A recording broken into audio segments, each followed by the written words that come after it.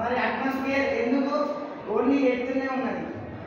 మరి అందుకంటే సన్ కంటే ఎత్తు మరీ దూరం లేదు, అదే ఎత్తు సన్కు మరీ దగ్గర లేదు. అందువల్ల ఓన్లీ ఎత్తునే ఉన్నది అట్మాస్ఫియర్. మెర్క్యూరీలో లేదు, వీనస్లో లేదు, మార్స్లో లేదు, జూపిటర్ లేదు, సాటర్న్ లేదు. కాబట్టి అందుకే ఈ ఎత్తుకు మరి ఈ సన్కు దగ్గర లేదు, మరీ దూరం లేదు. అందువల్ల ఎత్తునే అట్మాస్ఫియర్ ఉన్నది. నెక్స్ట్ ఎర్త్ అట్మాస్ఫియర్ కొన్ని గ్యాసెస్ తో కన్సిస్ట్ అయింది.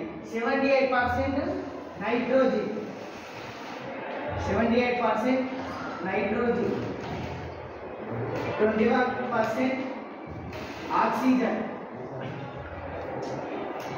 97% organ, 0.03% carbon dioxide, 0.04 some another gases.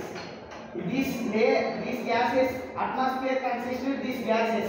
ఇవి మళ్ళా అట్మాస్ఫియర్ కు 5 లేయర్స్ ఉంటాయి. Troposphere, stratosphere, mesosphere, thermosphere, exosphere. Troposphere का సర్ఫేస్ టు హై 13 కిలోమీటర్స్ ఉంటాయి. ట్రోపోస్ఫియర్ ఎత్తు నుంచి పైకి 13 కిలోమీటర్స్. ట్రోపోస్ఫియర్ లా rain falls, clouds, hail storms అన్ని ఈ లేయర్లో అయితే 13 కిలోమీటర్స్. మళ్ళీ ట్రోపోస్ఫియర్ కంటే హైగా స్ట్రాటోస్ఫియర్ ఉంటుంది.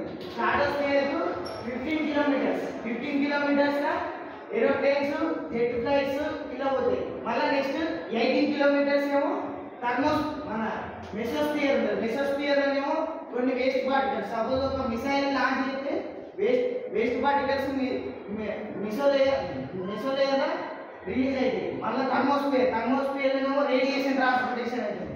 Next exosphere some gases, hydrogen, helium అట్లా. This created by Narasimha Rao sir.